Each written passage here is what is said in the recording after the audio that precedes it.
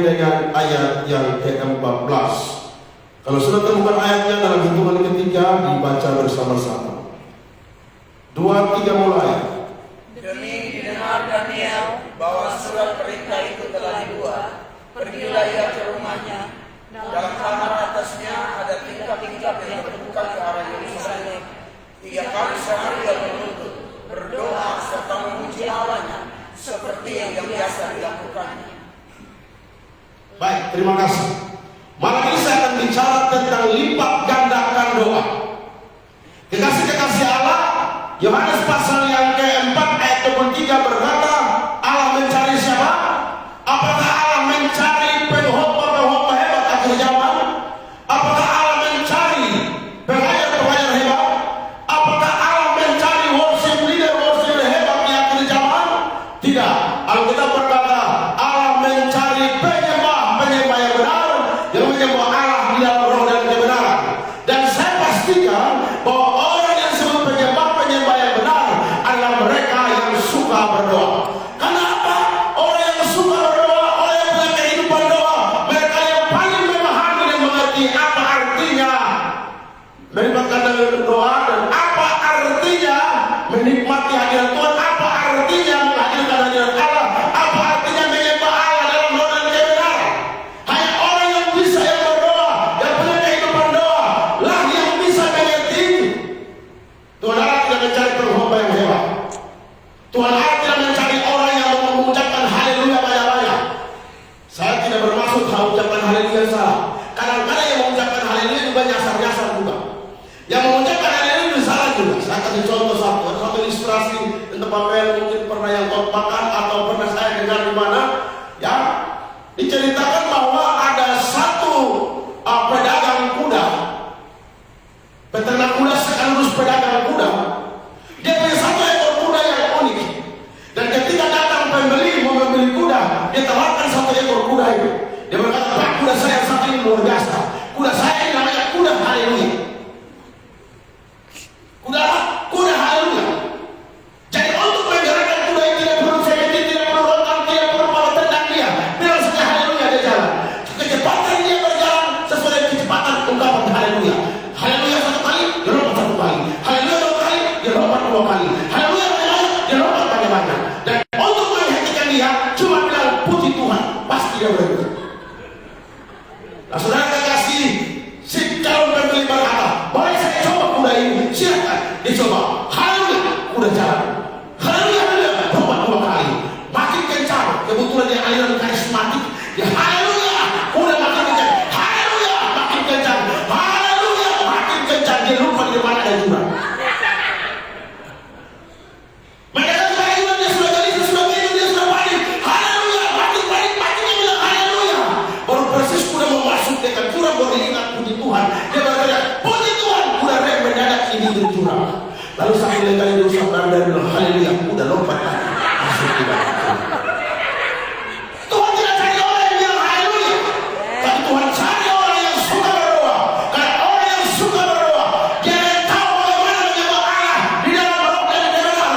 Tadi bukan pengkhotbah hebat, tadi bukan pengkhotbah pintar, tadi bukan fasih bicara, tapi saya percaya ketika kami duduk dan lipat kaki di hadapan Tuhan, maka kami menikmati hadirat Tuhan, dan itu yang mendorong kami untuk menyampaikan Injil.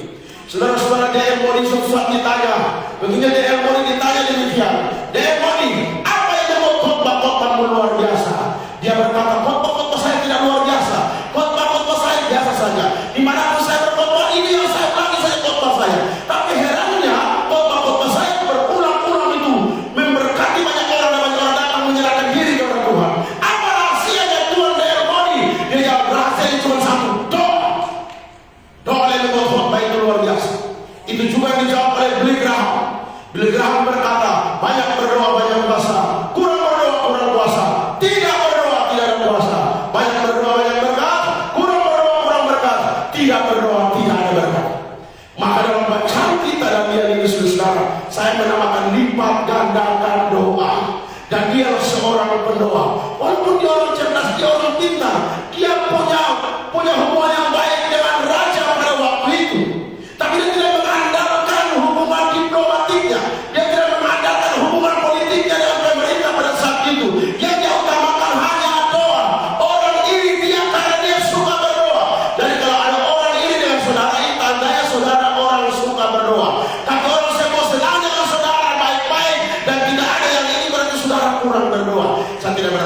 mengatakan Tuhan kirimkan banyak orang ini sama saya.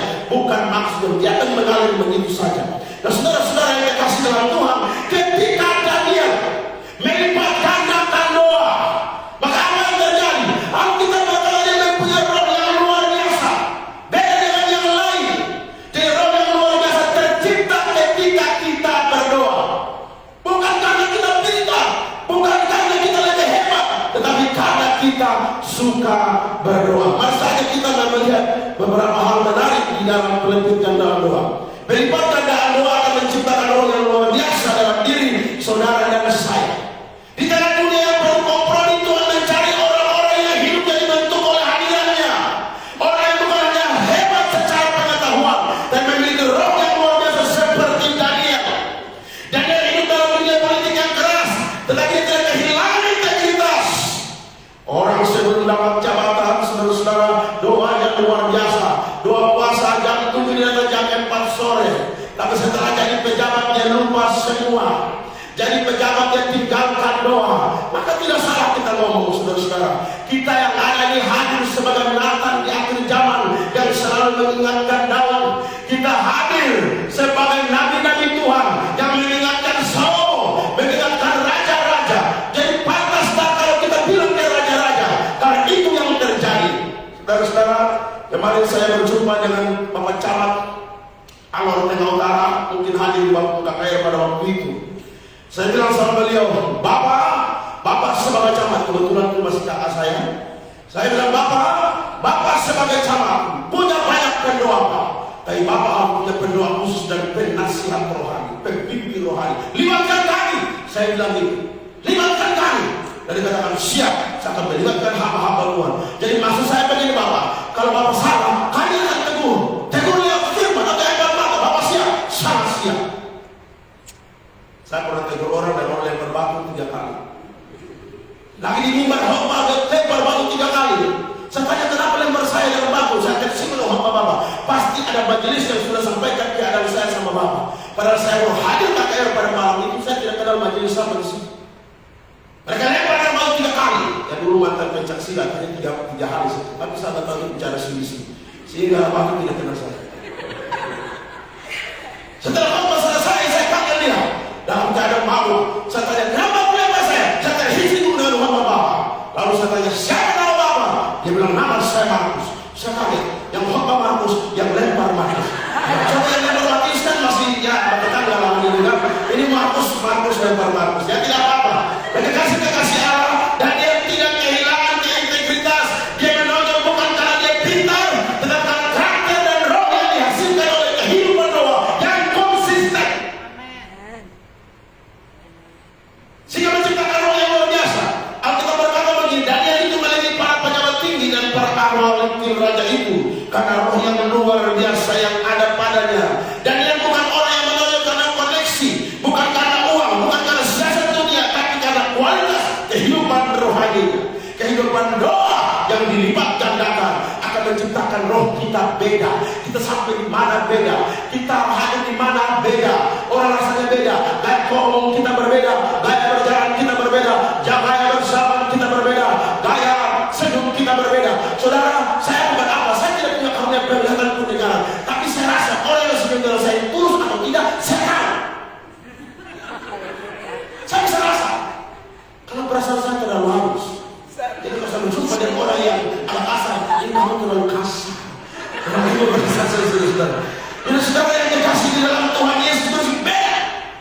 Saya sangat yakin dan percaya orang yang suka berdoa itu lifestyle-nya berbeda, gaya hidupnya berbeda, pelayanan yang sangat berbeda. Dia tidak akan berkompromi dengan dunia. Walaupun orang harus membenci dia, orang harus membuat dia seorang dia sendiri, tidak ada mengapa. Yang penting nama Tuhan yang dimuliakan dan firman yang disampaikan. Saudara-saudara yang dikasih dalam Tuhan, orang yang suka berdoa itu gaya hidup berbeda. Cuma saudara saling tatap, lemparkan satu senyum saja, pasti berbeda. Shalom, apa kabar? Luar biasa. Saya juga beda sekali. Saudara, suatu saat anjing telepon kucing. Anjing bilang, kucing, ayo kita ketemu di pohon dulu. Kebetulan anjing tinggal di bawah mata.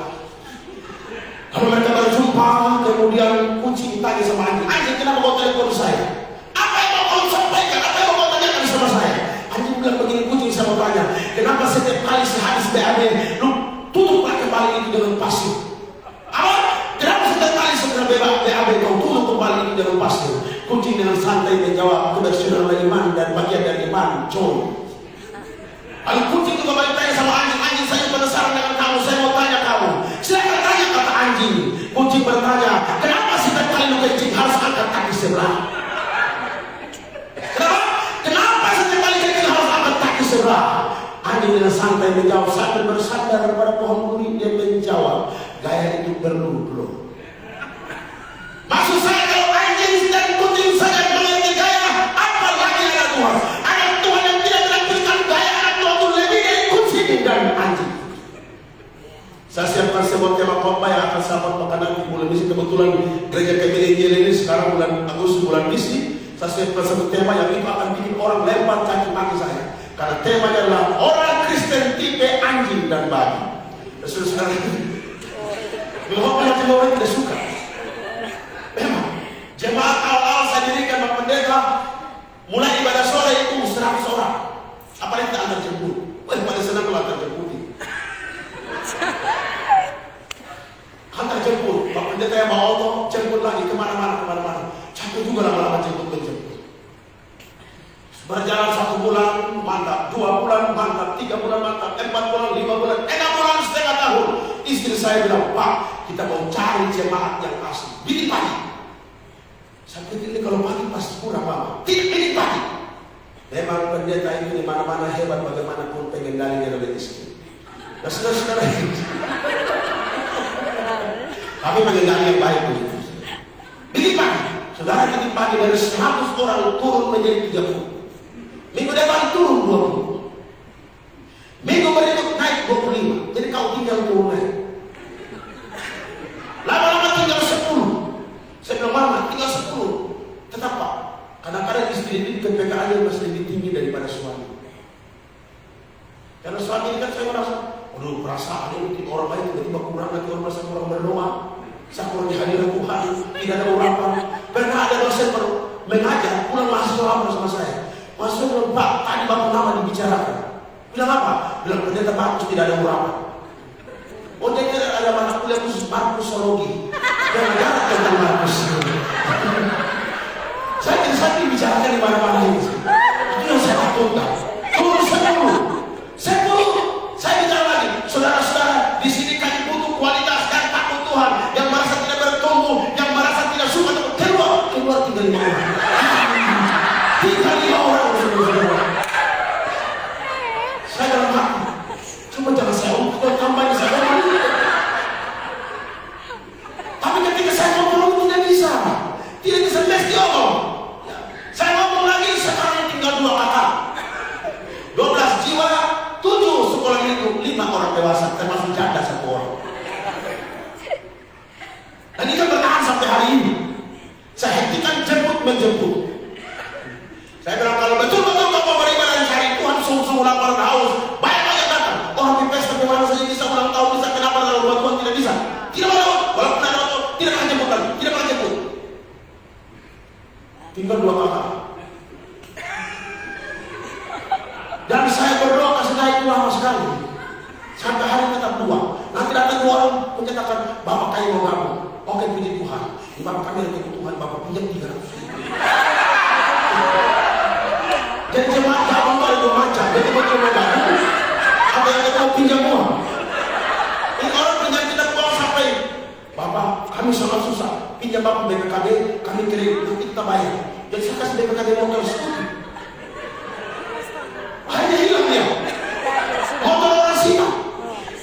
Saya kerja sampai Jawa. Sampai orang studio. Jadi sakit pelayanan di alam itu bukan KKS saja, tapi cari lo yang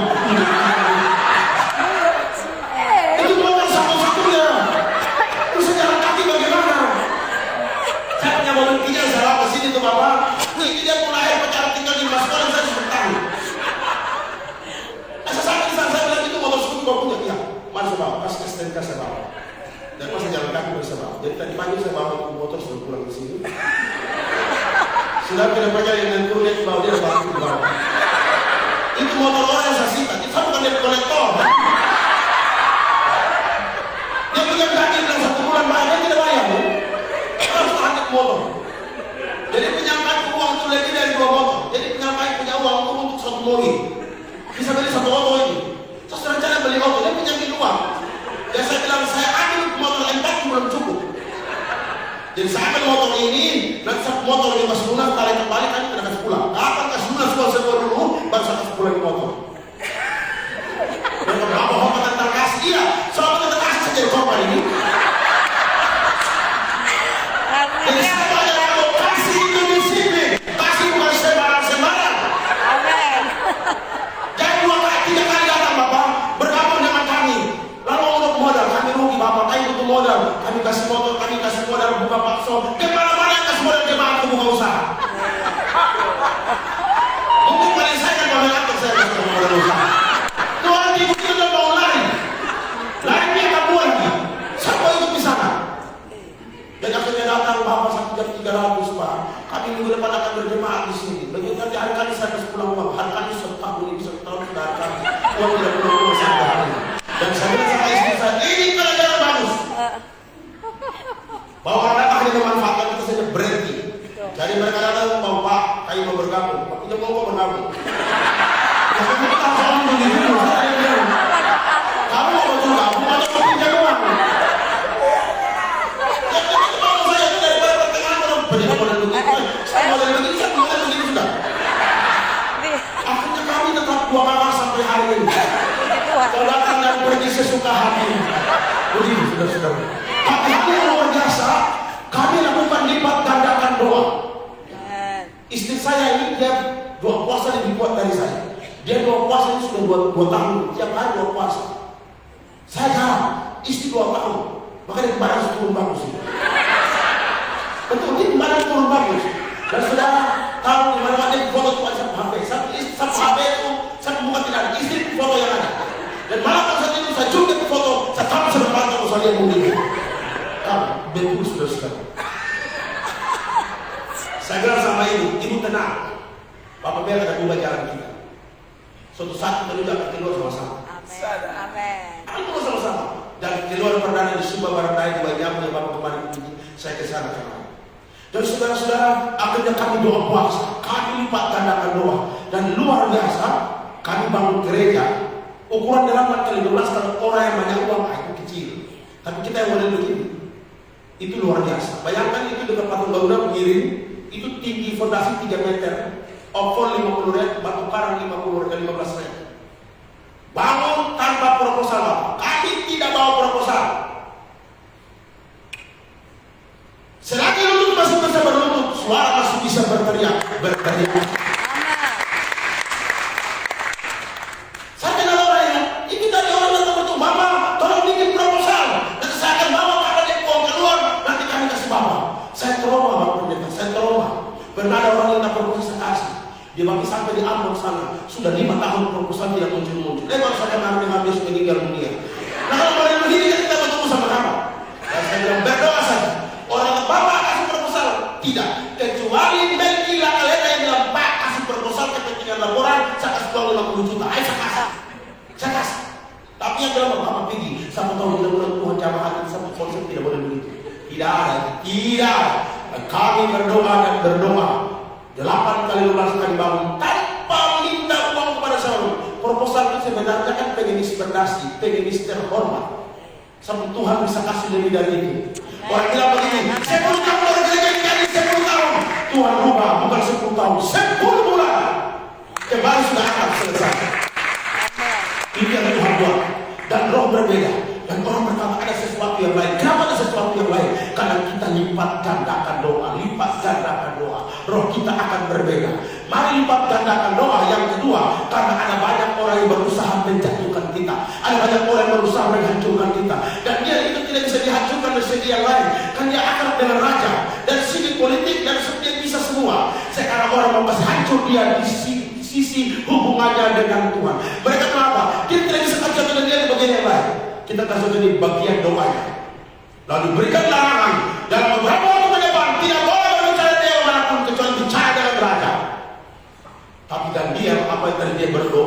Lalu orang akan berkata, wih dia berdoa lagi, berkelak. Ingat, lipat gandakan doa. Alkitab berkata, ketika didengar oleh Daniel ancaman itu, dia berlutut berdoa 3 kali sehari. Dia berdoa. Apa yang kita lakukan ketika mendapat ancaman? Berdoa. Bukan gosip. Berdoa. Bukan ancam-ancam lagi. Berdoa. Saya merasakan 29 tahun saya melayani Tuhan.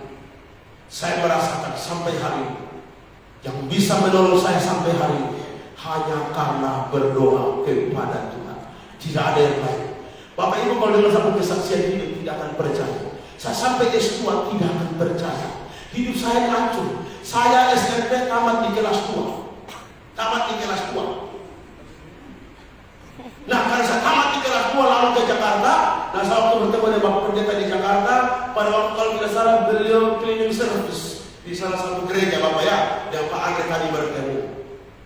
Ya. Jadi pertemuan kami di sana itu yang membuatkan bersahabat sampai hari ini. Ternyata orang-orang hebat yang suka berdoa, cleaning service sekarang jadi pengkhotbah luar biasa. Saya penjual kue keliling kampung, sekarang penjajah Injil kemana-mana. Erastus Sandono itu cleaning service di gereja, ada satu gereja pernah khotbah di Jakarta Utara, dekat rumah sakit pelabuhan Jakarta. Borpanas, GBI Borpanas, disitulah Erastus Sandono jadi cleaning service. Ini sekarang Tuhan pakai luar biasa, walaupun sekarang sendiri ini dia berurusan. Tetapi saya melihat bahwa orang yang mulai dari awal bergantung sama Tuhan sampai sekarang tetap konsisten, Tuhan akan pakai dia terus. Walaupun ada berusaha banyak orang menjatuhkan dia.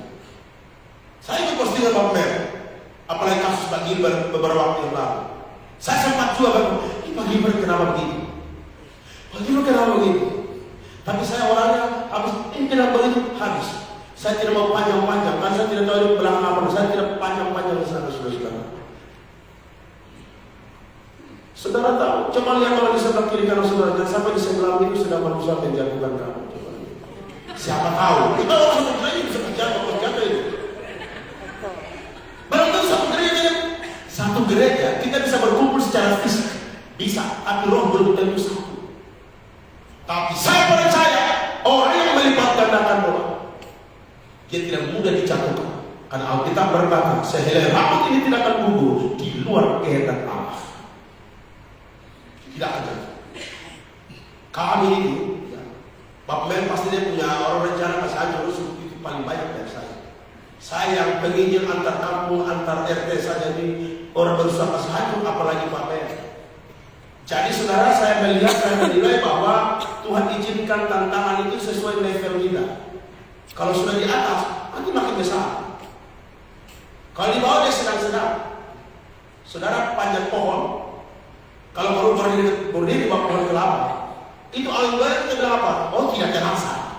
Yang tidak terasa kamu tidak pakai itu kelapa, kamu kan berdiri di bawah saja dulu. Tidak terasa goyangannya. Coba naik. Dia belum goyang sedikit. Naik lagi, goyang sedikit. Sampai dia akan goyang kiri kanan. Pilihannya terjun bebas atau bagaimana? Ada banyak orang yang berusaha menjatuhkan kita. Bisa bernama orang tua, bisa bernama teman kita, bisa bernama orang sekomplek kita, berusaha menjatuhkan kita.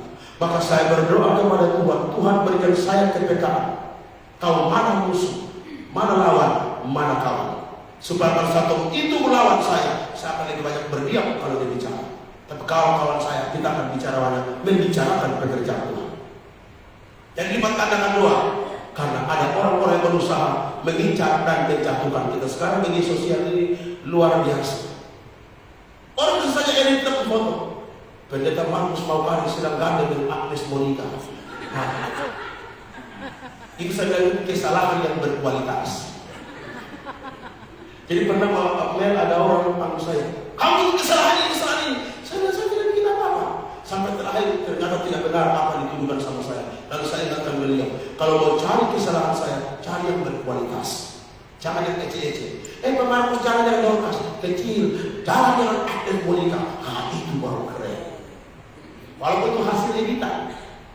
Maka saya dalam hidup pertama berdoa, menjaga kekudusan dan menjaga kepercayaan istri saya. Kalau istri saya bilang, Bapak tenang, maka saya tenang. Mau sama di itu, mau Dorcas, Martina, yang mau tidak masalah bagi saya. Yang penting istri percaya sama saya. Bahkan di kota Kupang, di mana-mana orang itu jangan bawa istri. Hanya kalau ke Kalimantan, kemana-mana kan panitia tidak ngomong. Di istri tinggal. Tapi saya bermodalkan WhatsApp, video call, naik pesawat, mama sudah di pesawat, mau jalan sudah di pesawat, mau turun, mama semua turun, sampai juga, mama, pokoknya dikit-dikit video call, ya, karena cinta LDR itu dia pengobat cuma video call, dan itu sudah. Jadi orang akan bagus saja, sekarang duduk merenung, kalau sudah lolos di sini, akan pakai cara apa lagi orang sana. Tapi saya bersyukur 29 tahun masih selamat sampai hari ini. Yang berbentuk lipat gandakan doa, karena doa-doa itu yang akan menyatukan mulut-mulut singa. 1 Petrus 5 ayat 8 berkata, iblis berjalan kemari seperti singa yang mengaum. Kita menjadi incaran. Tapi kalau suka berdoa, Tuhan. Ketika saya katakan selalu di Alon di Kolana Utara, Pak, itu seorang suami baru bertobat. Dan dia berkata, Bapak, kalau orang yang tidak berdoa atau berdoa baru tidur, itu sama seperti dia tidak duduk dan kelamin. Jadi gampang sekali nyamuk diri dia. Orang yang tidak berdoa baru tidur, Pak, gampang sekali kami ramas dia ke batang leher. Dan kalau orang mati dan buka biru berlaut, itu suami yang makan dia. Tapi kalau orang yang suka berdoa baru tidur, Bapak, ini seperti ayam tutup kami camak tidak bisa. Dan hari itu dia bertobat dan menerima Tuhan Yesus. Dia bersaksi bahwa dia baru pulang dari ikuti konferensi setan-setan di Afrika. Dan kesaksiannya akan menutup mulut pasar. Jadi konferensi di Afrika, saya tanya, Bapak saya lagi salah apa? Saya tidak pakai pesawat apa-apa. Saya tinggal gambar Alon Timur Kolana, lalu lihat peta Afrika, saya lompat. Susah di sana. Luar biasa. Lalu saya tanya, apa agenda rapat di konferensi setan-setan? Ada 3 agenda utama. Pertama, agenda pertama hancurkanlah rumah tangga para pendeta, penginjil dan hamba-hamba Tuhan. Maka sekarang kalau pendeta bercerai, itu mungkin agendanya sudah terlaksana saja. Pendeta kawin cerai, nah mungkin itu agenda salah satu seperti itu. Yang kedua, hancurkan orang-orang muda Kristen. Yang ketiga ini memakan waktu yang panjang, rapatnya sangat malam. Karena rupanya yang hadir di sana itu semua setan dan berbagai kaum. Jadi setan di BTN ini muncul di sana. Setan semua kaum muncul di sana. Dan sampai di sana setan tanya, ini kita tanya, bagaimana cara membuat orang Kristen supaya tidak mendengar firman? Semua kasih saran, tidak ada yang kena. Lalu kemudian satu setan kecil dari dalam BTN. Dia punya saran yang diterima di sana. Dia berkata, ketika orang ibadah saya akan hadir dalam ibadah itu. Saudara pikir setan tidak bisa masuk dalam gereja? Bisa. Surga saya tidak bisa tembus. Alkitab berkata dalam kitab Ayub, Tuhan juga rapat di surga. Setan juga masuk ke sana. Kalau setan tidak bisa masuk di dalam gereja, orang tidak akan bakal lain di dalam gereja. Orang tidak akan bakal lempar kursi. Tapi nyatanya orang bakal lempar kursi itu berarti setan ada di dalam. Setan kan tidak terbuka pemerintah, penguasa, penghulu, roh-roh jahat. Jadi kalau majelis, nanti akan setan majelis. Pendeta, setan pendeta. Dia keker semua. Dan akhirnya dia bilang berkata, saya akan masuk ke sana. Mereka nyanyi lompat-lompat, saya akan diam saja. Mereka nyanyi, saya diam saja. Tapi pada saat dengan firman, baru saya beraksi. Bagaimana caranya? Saya akan ajak pasukan saya datang ke muka mereka, ke wajah mereka, lalu saya tiup mata mereka. Makanya ada yang tidur pada waktu dengar. Itu. Akhirnya, oke lah, berhasil.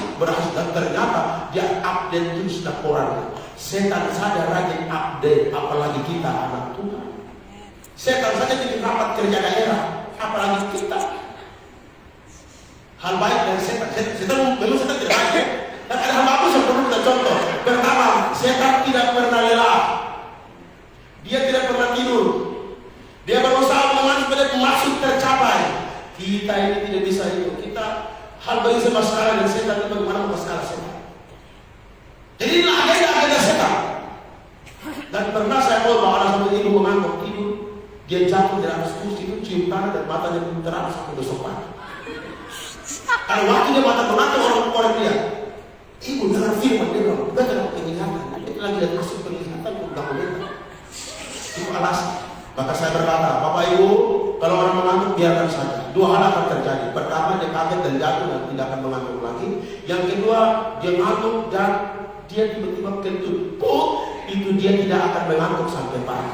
Biarkan saja. Kami sangat bersyukur malam hari ini kita semua segar, amin. Saya tidak tahu yang di balik tiang itu ya.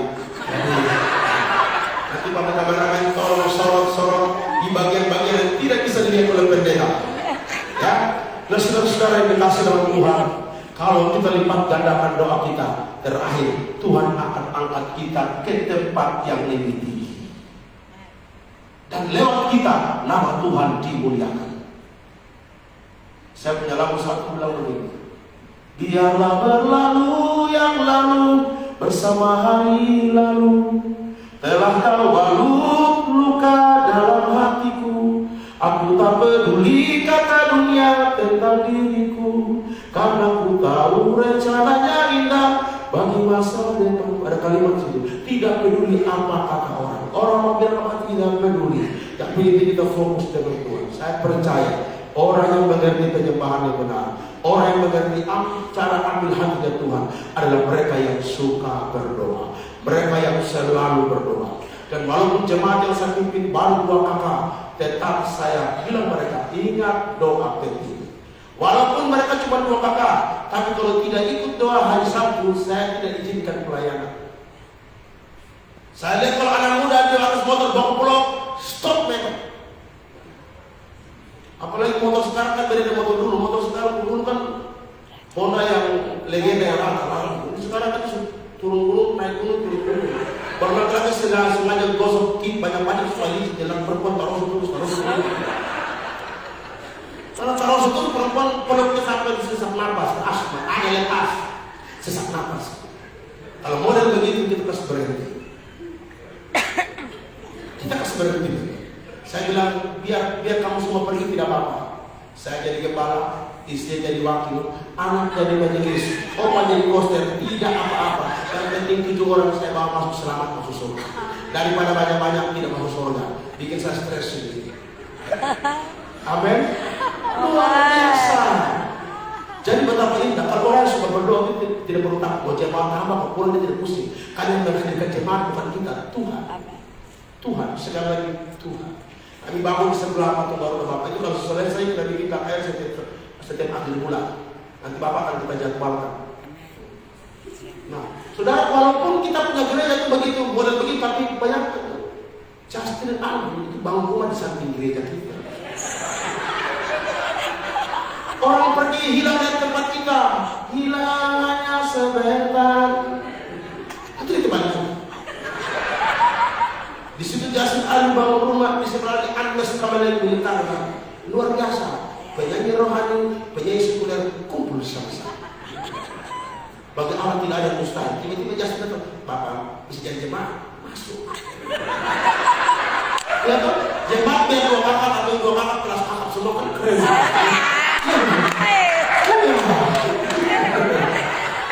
Nah itu kan baru impian. Kalau Tuhan berkenan, kalau Tuhan berkenan, tidak apa-apa. Tempat kami itu strategis. Mau ke Tenor dekat, mau ke Bolok dekat. Ke bandara tidak terlalu jauh. Bahkan ke Anet itu tidak jauh. Di situ ada tempat yang mau. Jadi kalau ada bosan hidup di dunia ini, jangan cari kali ini, cari saya. Kita doa Tuhan cabut tubuh nyawa, kita kirim di sebelah. Jadi Bapak Ibu, saya dan Ibu dan istri saya bertahan sampai hari ini hanya karena berdoa. Hanya karena berdoa, tidak ada lagi. Kalau kita mengharapkan kolega, mengharapkan jemaat ini, jemaat perempuan, maka saya Bapak, orang ngomong perempuan, pendeta makan perempuan banyak-banyak. Saya bilang, saya kok ini sama tong itu, dapat tong atau sampai. Saya bilang, oh, Tuhan di Kubang cari saya. Om bilang pendeta begitu, semua pendeta sama, tidak. Kalau Om berani sebutin nama saja. Kita adalah harus dalam hati kiri karena baru kita kasih kaya diri. Bagaimana dong? Om kan suka ya, Om suka ya Om enak. Coba Om datang jemaat di sini, saya jemaat di Om sana coba. Kita gantian. Baru Om rasa, Om ngomong itu bagaimana? Bapak kami di KBN itu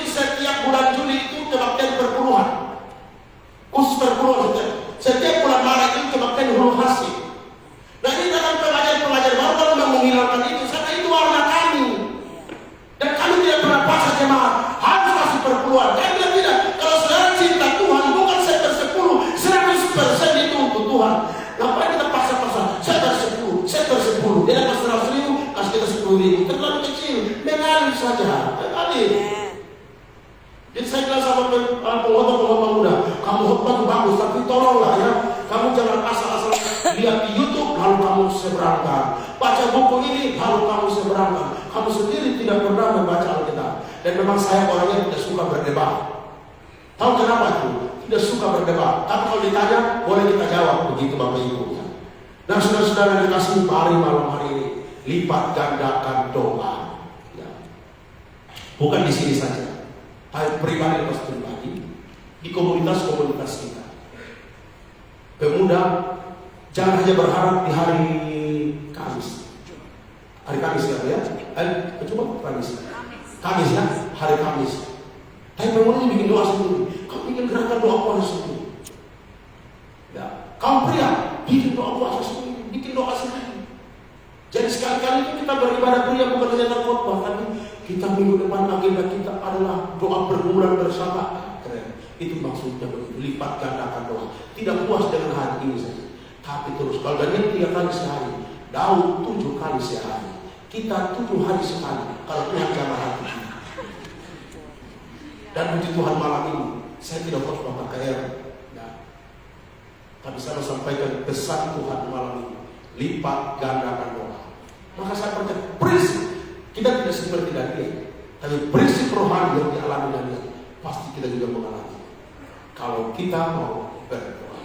Ini waktu kalau 30 menit Pak ya, boleh betul kita nyanyi sama-sama lagu kepadamu ku berdoa. Tahu ya? Saya siapkan teks khotbah ini, ternyata Pak Anhot bacaku. Tapi saya khotbah persis dan akan yang dicakap. Itu yang baik. Pastinya saya bingung. Kalau Tuhan sudah boleh. Betul. Kalau Tuhan sudah mau apa? Tapi Roh Kudus bilang apa? Jalan terus. Dan ternyata jalan terus. Dan ini saya berikut tidak mau ceritakan khotbah lagi.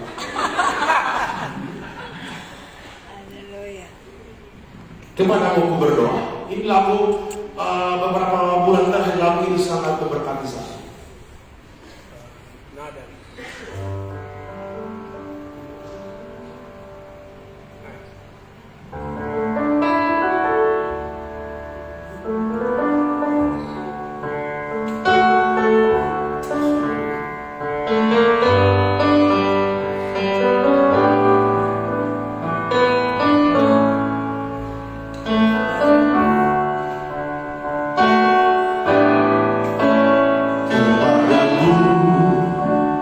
Ku